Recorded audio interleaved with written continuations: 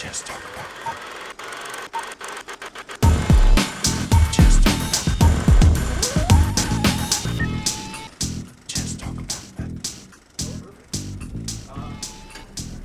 We're good. Okay. Oh, it looks okay.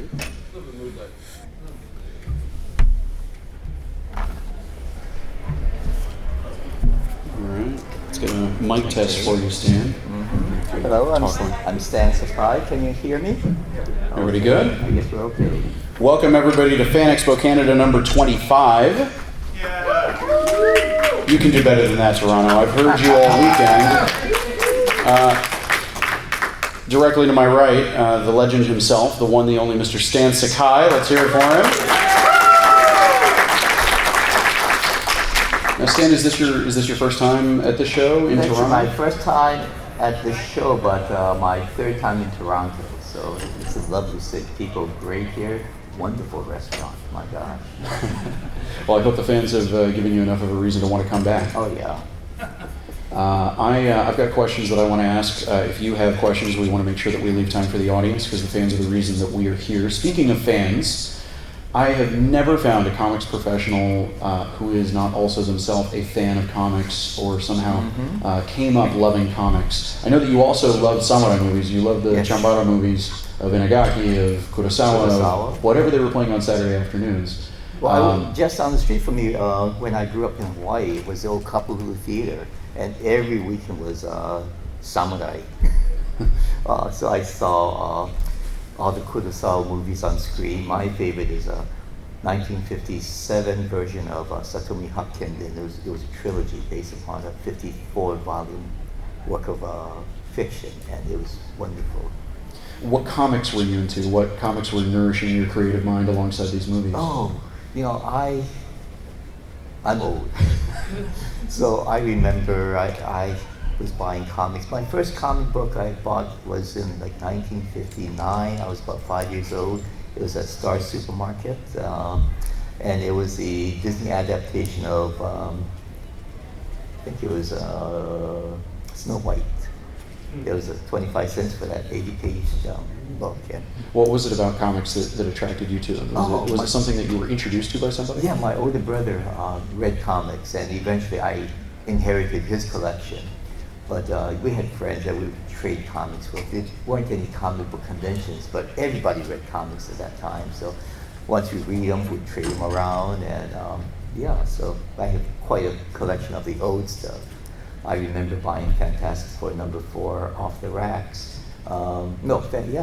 Fantastic Four #2 off the racks because DC had just increased the prices to 12 cents, and Marvel was still a dime. So I saved 2 cents. But that was the first Marvel superhero comic that I bought, and I just fell in love with them. Are there characters from your childhood fandom that you've gotten to do covers, interiors for that have particularly meant a lot to you? Have you gotten to do any Fantastic Four work? I have not.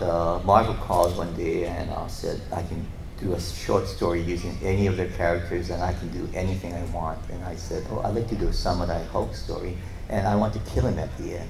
So, okay, and that appeared in an anthology called Strange Tales. So that was fun. But my favorite was Spider-Man, and I grew up with the old Steve Ditko Spider-Man. I actually have a page of Ditko Spider-Man from issue 7 with the Vulture. So I bought it. This is about 30 years ago for $200, and now I think it's increased a little. Yeah, I think you might be able to buy a house with that page of art. Not that it would go anywhere other than safely in your home. At this point in your career, with Usagi Yojimbo being such a work of passion and a work of love for you, does the idea of doing work for hire, the idea of doing theoretically a Spider-Man story, does that have an appeal to you? It does. In fact, my publisher, IDW, has the rights to do the Spider-Man Adventures, the ones for the kids, and that's sounds like fun. Well, speaking of IDW, I know that Chris Ryle runs a team full of comics-loving people, and there is no better place that Usagi Yojimbo could have found a new home to move into. What's that working relationship been like so far? Have a lot of new opportunities opened up that are thanks to what IDW has in their portfolio, so to speak? Yeah, well, let me give the publishing history of Usagi. It started with Fountain Images, who published Albedo comics. This is back in 1984. Usagi first appeared in issue number 2 of Albedo. And from then it went on to Fantagraphics, first appearing in an anthology series called Critters, and then getting his own series in 1989. From then I went on to Mirage Studios, Mirage Publishing, who created the Ninja Turtles. And from there, I went over to Dark Horse. I had been with Dark Horse since 1995, and I just recently switched over to IDW. I own the character, I own everything, and so I can do that. I can take my series from one publisher to the next with, in the case of leaving Albedo to Fantagraphics, it was just a bigger publisher. And with when I moved to Mirage, the Fantagraphics comics had changed to the point where there weren't any all ages comics anymore. It was mainly Love and Rockets, Hate, things that I love. But however, Usagi was really out of place there. And at that time, I was doing more work with Mirage, with the Ninja Turtles, and so they invited me to go over, and I did. They suffered a major storm damage one year, and they didn't find out about it until the spring thaw, when the entire top floor and all the computer equipment were flooded. And so they gave me about 9 months to look for a new publisher, because they figured they'd cut their losses. And so I sent out, I think it was 7 letters to different publishers, and I got back the 11 replies saying, oh, we'd like to publish Usagi. And Dark Horse, Diana Schultz, the editor at Dark Horse, said, as soon as the last Mirage issue comes out, we'll have the first Usagi story, the first Usagi issue of the very next month. And so I went to Dark Horse, and I stayed with them for about 20 years. And now I'm with IDW. A couple of things you mentioned, Diana Schutz, of course. Oh, sure. What is it that an editor, I don't know that there is an editor like Diana, what is it about the working relationship with her that made that overall relationship with the publisher so productive, so good?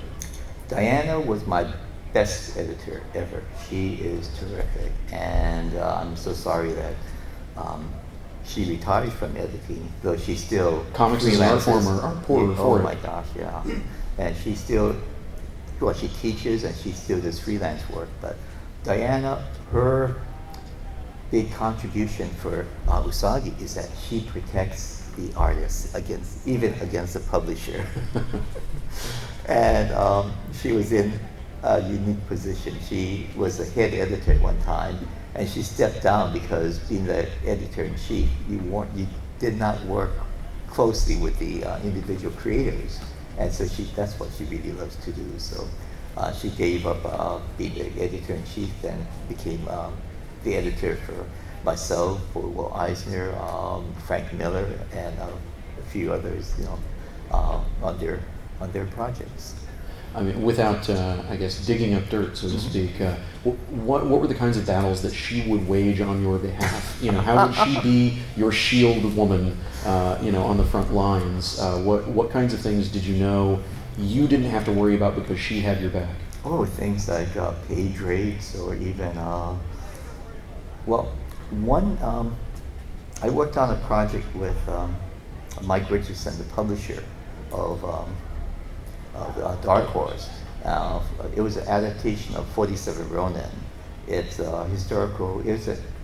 actually a historical incident that's one of the most famous in Japanese history, and anyone who knows about Japanese history probably knows about the 47 Ronin.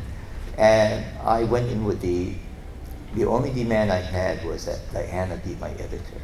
And she was a nice buffer between myself and Mike Richardson, even though Mike was a joy to work with. I made special requests, and I made changes, and he was all for it. He kept saying, "Oh, I'm not the writer. it's a collaborative experience, and it really was. And it was, I enjoyed working with Mike for that. But however, Diana was strong enough to say things like, oh, well, to Mike, oh, you can't do that, you can't do this. When Mike would say, well, let's add another, 2 pages to that, to this issue. Because it first came out in a 5-issue series and then got reprinted in trade paperback or actually a hardcover. And so, oh, let's add another 3 pages. And Diana said, oh, you can't do that. It's like, everything's budgeted. The printer has, it's set for 24 pages. You have to pay Stan for another 3 pages. You have to pay the covers, the lettering, everything. But in those situations, Mike got his way because he's money man. But a lot of times, Diana would just stick up for me against Mike and the editor-in-chief when she was my editor. You mentioned the Teenage Mutant Ninja Turtles. I don't think I'm alone in this room, having been introduced to Usagi by his team up with the Teenage Mutant Ninja Turtles. I think it's great that both properties being under the same roof at IDW, allows for some more interplay. Mm-hmm. What was the foundation of that relationship? Was it Kevin Eastman reaching out to you? Who talked to who? Well, this is back in 1984. The Turtles and Usagi started off at the same time. Well, the same year. I think they first issue came out in May, and Usagi's first appearance was in November. And at that time, there were very, very few black and white comics. There was Cerebus, of course, and Mage, and ElfQuest, and just a couple of others. So we reached out to each other. When the first Turtle comic came out, I sent them a letter saying, oh, this is wonderful. You guys did a great job. And they said, oh, we love Usagi. And that's basically how the relationship started. I lived in California at that time. They both lived in Massachusetts, so it was, a cross-country thing. But, we got together, we got along really well. And this is before the emails or FedEx and everything. So everything was just mainly done through the U.S. mail. And I remember sending them a little sketch of Usagi and the Turtles, and they published it in the back cover of, I think, Donatello's special. And I was infuriated because if I had known they were going to publish it, I would have done a good drawing. This was here. You put this up on the fridge. Yeah, exactly, that type of drawing. But so that's how the relationship started. And it was at a San Diego Comic-Con that Peter and I was just sitting together, and Peter just turned to me and said, we have a TV series and toy line. Do you want a Usagi toy? I said, yeah, sure. And then, Usagi would probably be in the TV series. And that's great. And he said, well, have your people call our people. And kind of embarrassed, but I didn't have any people. So they gave me some of their people, and so for a while we had the same people. But Usagi's been in their TV series in the 90s and the Fox 4 Kids series, and just recently, a couple of years ago, in the Nickelodeon series. And we've always had a great relationship. Well, over the years, I know a lot of us have wanted Usagi on his own to end up in alternate media, whether an animated series, whether feature films. Has the relationship with IDW in any way paved the way for some of that? Have you been working on some of that before that changeover in publishers happened? Well, Usagi there's always been interest in Usagi for TV or for movies. Some from very weird sources. One was a very prominent director. He was producer. He produced some of the major, like Star Wars, Terminator. And he wanted to put Usagi in 20th, like this is a ways ago, but 20th century Los Angeles. And Usagi would be CGI and everything else would be live action, and it seemed weird. So it feels like another movie that they just kind of pasted Usagi into. Exactly, and so I rejected that. Another offer came from Oliver Stone's studio that I thought was very unusual. So, but I kind of would have loved to have seen like Usagi in the Kennedy assassination conspiracy or something. Was Usagi the man on the grassy knoll? Yeah, exactly. One was from the Muppets, Jim Henson Studios. This is when Henson was owned by a German conglomerate, and they were interested in turning Usagi into a feature film using puppets. And my first question to them was, can I have an Usagi Muppet? You know? But unfortunately, they came upon some hard times and had to sell the Henson back to the Henson family. So after that, the talks ended. But it's, right now, Usagi is in production or in development right now with Gaumont Studios. Gaumont is the world's oldest film studio, and it's based in France. So I work with their Los Angeles branch. And it's the creative director is James Wan. James just did the Aquaman movie. And Dark Horse is also one of the producers, so we're hopeful for that one. That's really wonderful. With it being in a studio like Gaumont, that goes back to Georges Méliès, and now has, to me, one of the iconic long-running comics characters that isn't under the DC or Marvel banner. One of the stories that I've loved reading you or hearing you tell, that I think is instructive to people who want to get into comics, who want to, have their magnum opus be the first thing they go into, is how Usagi kind of really just, it started with Nilson, Groundthumper, and Hermy. What were your plans going in? What was your grand plan for making the story of your career? I had an epic story with Nilson, Groundthumper, and Hermy. Nilson is a rabbit who lives in 17th century Europe, where Usagi lives in 17th century Japan. And actually, he's too honest. But the original story was the life of Nilson Groundthumper, and Usagi basically told the story of why there are intelligent animals, why there are regular animals, beasts of burden, and the rise of the humans. It was going to be a 2,500-page story, and Usagi was going to appear in about page 1,000. And I had it all laid out. Oh, you would have loved it. Everybody dies. It sounds like a real heartwarming story for the whole family. But it was going to be like my Lord of the Rings, and so it was going to follow Nilson and Hermy throughout their entire life until Hermy becomes a king, or Nilson becomes a king, and he gathers all the anthropoids, or the funny animal people, in a castle much like Mont Saint-Michel, and then they were going to be surrounded by the humans, and then the big downfall, and the world was going to explode, and I had everything. But once I started Usagi, actually, Hermy should be smiling. But once I started Usagi, I just fell in love with the character, and so I kind of abandoned Nilson, and so just concentrated on Usagi, and so this story would never be told. You would have loved it all. You'll let everyone imagine it for themselves. One of the things that I love so much about your work is that it is unique in this day and age that you have the story written by and drawn and lettered by one artist, and one of my favorite things that you've been awarded for is your Eisner wins for lettering. Oh yeah. What is it about lettering that you think gives it a specific character?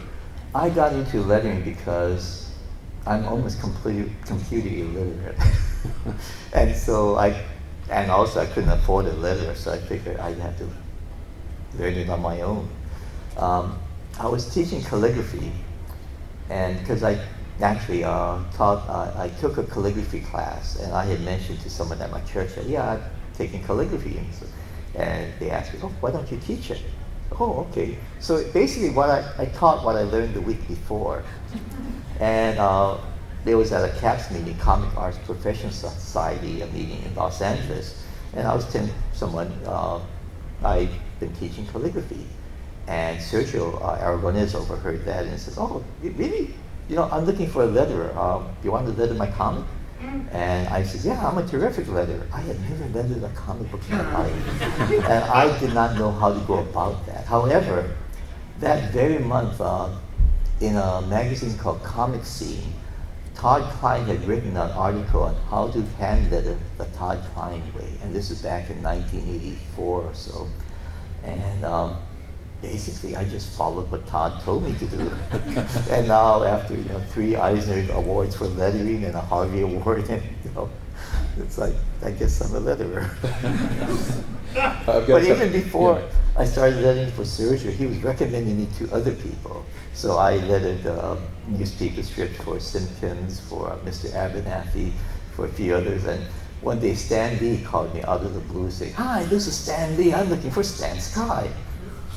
Stan calling for Stan. Yeah, it's weird. He always sounds like Stan Lee. Well, he's always on. It's very rare that you get Stanley Lieber. It's always, "Hey there, how you doing, Stan?" Yeah, it's always. So, he wanted, he was looking for a letterer for the Spider-Man Sunday newspaper strips, and so I started lettering for Stan, and I lettered with him for 25 years. He was the nicest guy.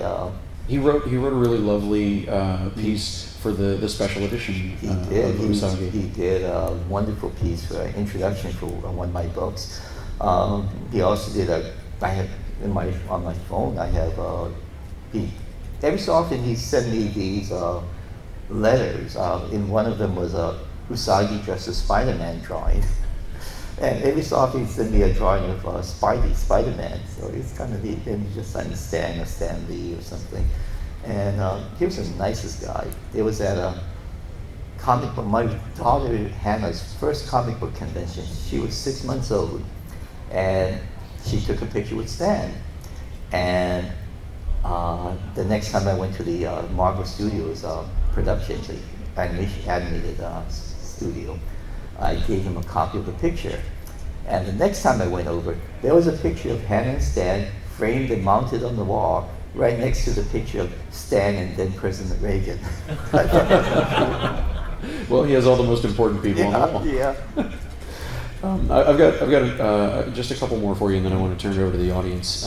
One of the things that I really love about the overall run of Usagi Yojimbo is the dedication to bringing forward stories from Japanese culture, Japanese cultural traditions. In the first issue of the IDW run, Bunraku takes a very prominent place, and your story notes toward the end have this really lovely encapsulation for people who want to know more or who maybe don't know anything about Bunraku, about how it itself adapted older traditions and older stories from kabuki, and even Bunraku influenced things like when Japan went into silent cinema, and they would have a benshi narrating, chanting along with the film in the way that Bunraku would have a taiyu. At what point in making Usagi the life's work that was going to take your time away from Nilson and Hermy, did you think that this was going to be a big part of the story? Was this something that you wanted to make a part of it from the very beginning, being a little bit instructive in addition to entertaining? Well, I think comics can also be an educational tool besides entertainment. Usagi is mainly for entertainment. However, I love to do the research, and I get more out of it than the readers do. But I did not realize that the readers would be interested in the backstory. The first story I did that involved a lot of research was the kite story. This is back in the Fantagraphics days in the early 20s, issue 20s or something. And I had bought a book on kite making, thinking, I'll do a story on kite making sometime. And a few years later, I just did a little drawing in my sketchbook of Usagi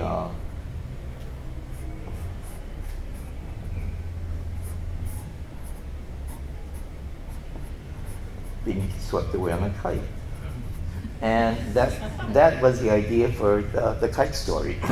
I did a little more research and found that the lord of a province had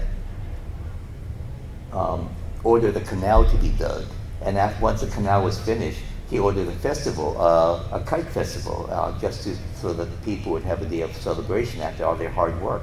But also all those feet running up and down the banks of the canal stacked it into a solid embankment, and I thought, oh, that's genius. I used that as part of my story.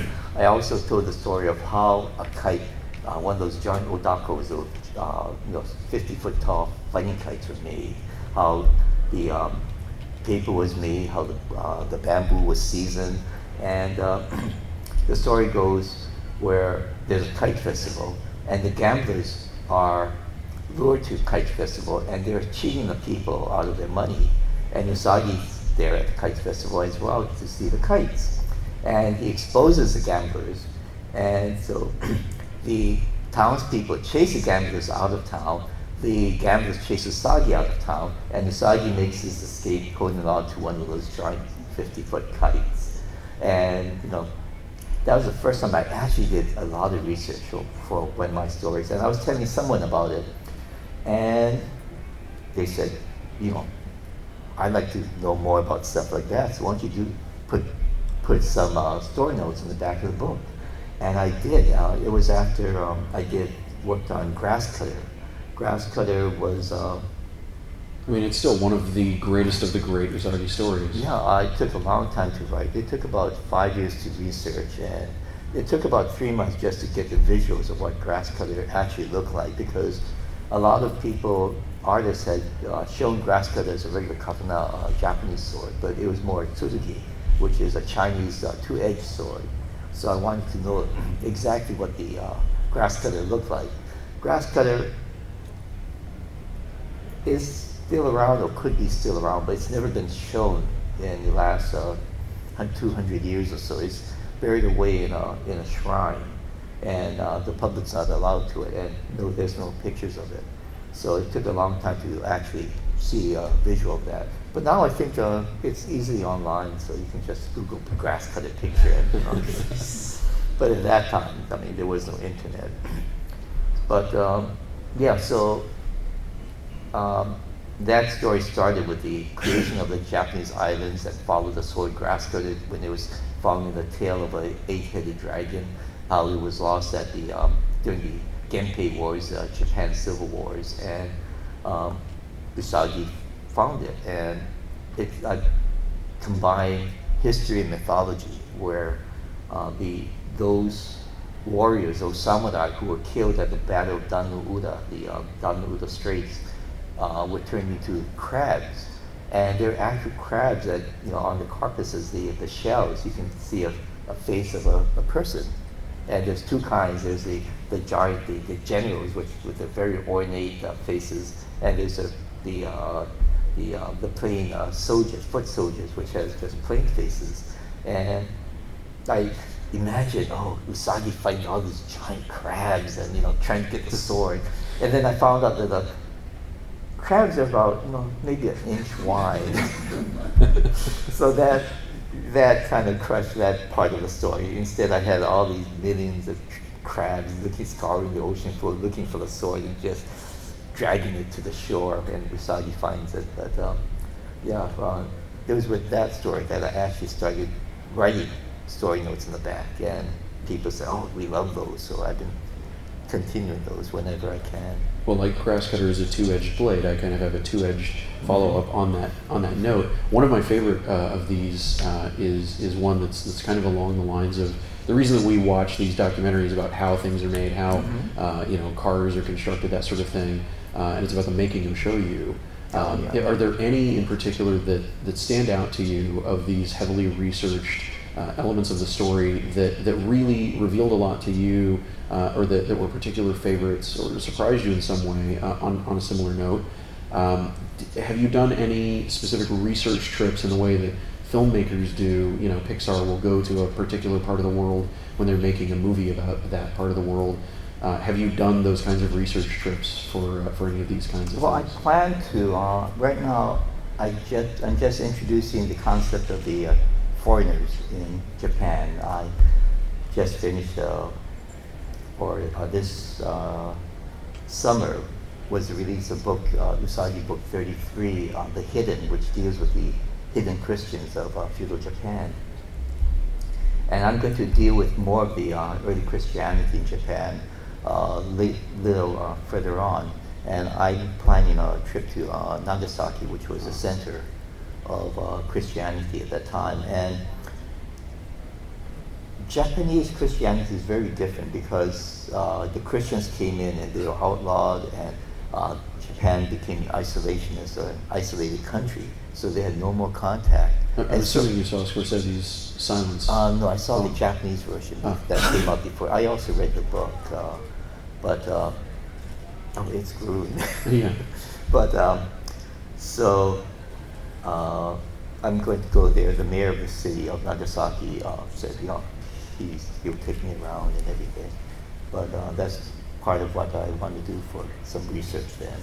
I once did a reverse type of thing. I did a story about seaweed farming in Japan, and that came about because my parents had gone to Japan and showed me one picture and said, oh, this is a seaweed farm, and I'd never heard of that. And then I learned that the Peabody Museum in Salem, Massachusetts was having an exhibit on Japanese seaweed farming. So I went there and took notes, and that became the story Kaiso.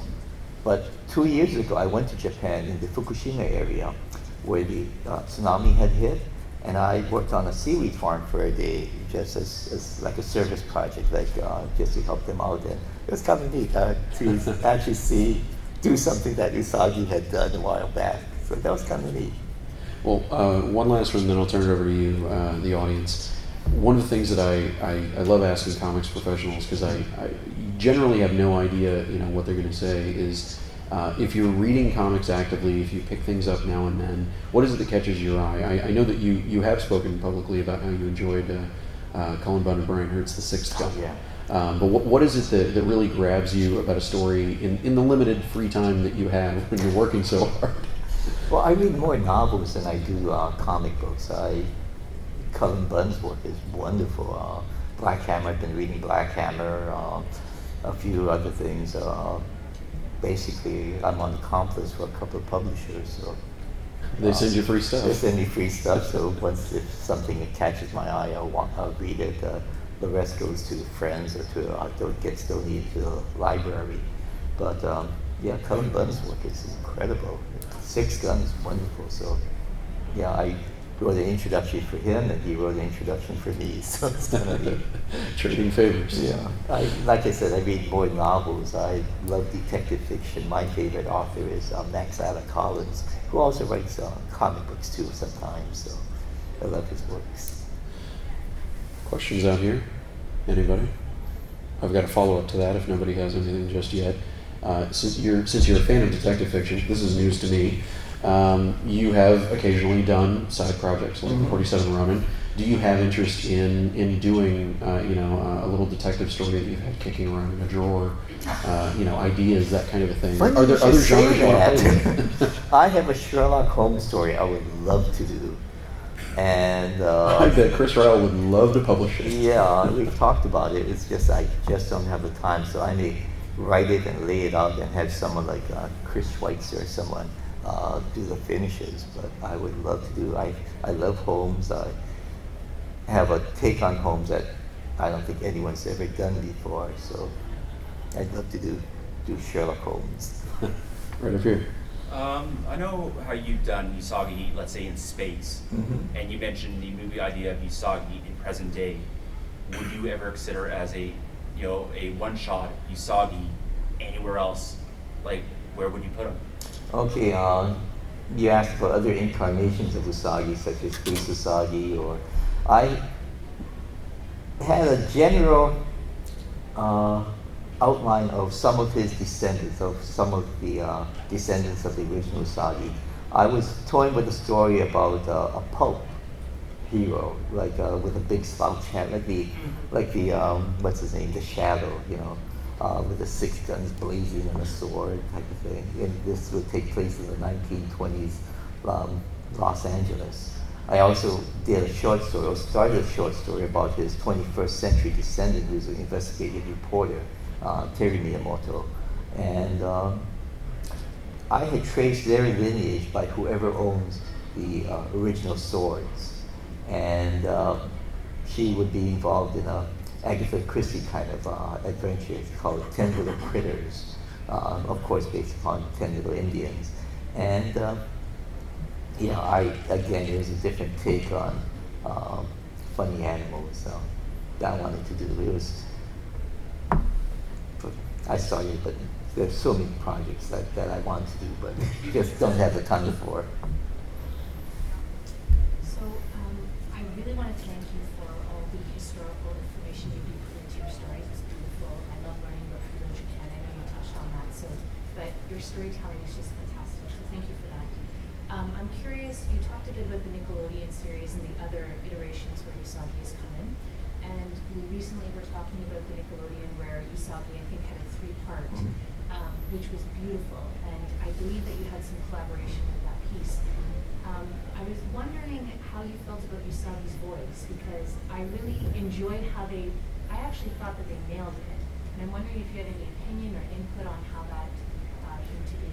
Okay, she asked about Usagi's voice in the animated series, the old Fred Wolf films, the 4 Kids, and then the most recent Nickelodeon series. The Nickelodeon series, I wrote the first episode, and as far as the voice, Yuki Matsuzaki nailed it. I loved it. He actually sent me an audition tape.